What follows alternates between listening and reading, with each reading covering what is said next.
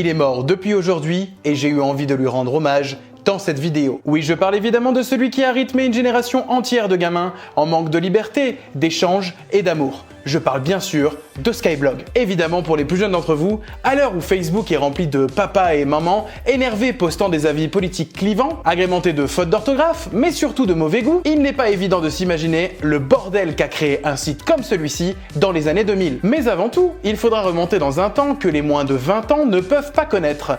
Et si vous avez la référence, c'est que, tout comme moi, vous devenez un petit peu vieux. Et pour les adolescents actuels, merci de profiter de notre nostalgie, notre expérience, mais aussi de tous nos défauts dans cette vidéo remplie de souvenirs tendres. D'ailleurs, restez bien jusqu'à la fin parce que je vous ai concocté une petite surprise qui devrait vous tirer la larmichette.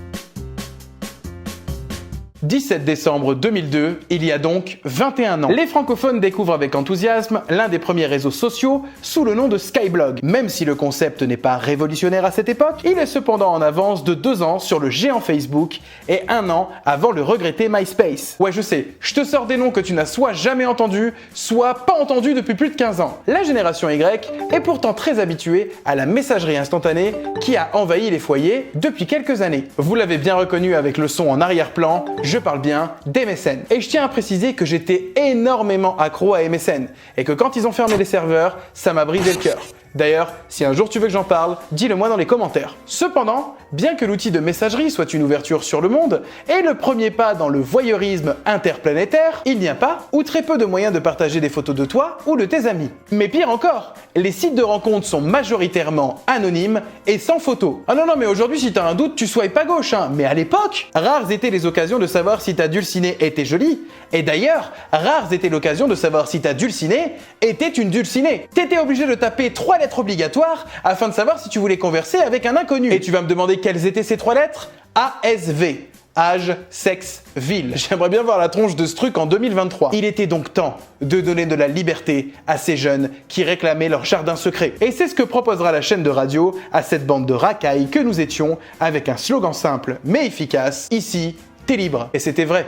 C'était très vrai. Mais à quel prix? Remettons les choses dans leur contexte. Dans le début des années 2000, les gens utilisant des ordinateurs n'étaient pas majoritaires. Alors quand Skyblog explose sur le web, la presse et les médias s'emparent du phénomène. Juliana, Mickaël, Geoffrey et Chloé cheminent de blog en blog sur Internet. Blog, un terme anglais qui désigne ces pages personnelles aux allures de journaux intimes que l'on trouve sur Internet.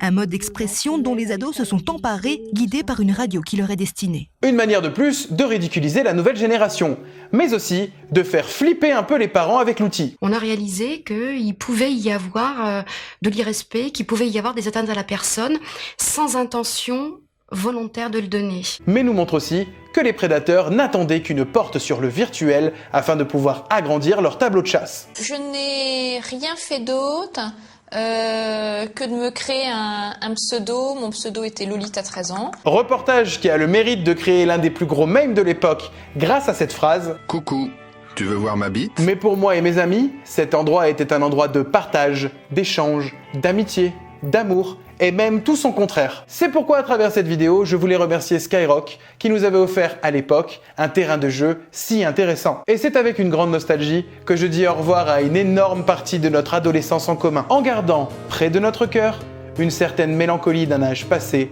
qui était synonyme de liberté. Alright, Mike.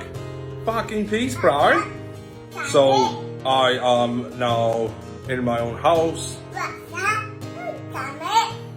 I'm a dad. Say hello. Hello. Say my name's Aoife. Okay. I work at Eddie Stobart, running Formula One trucks. Oh, I'm engaged too. Add that, because she'll be angry. Salut, moi c'est Eva, j'ai 30 ans, je suis en couple depuis 8 ans et j'ai eu un bébé il y a moins de 2 semaines. Et je suis aussi la sœur de Mike.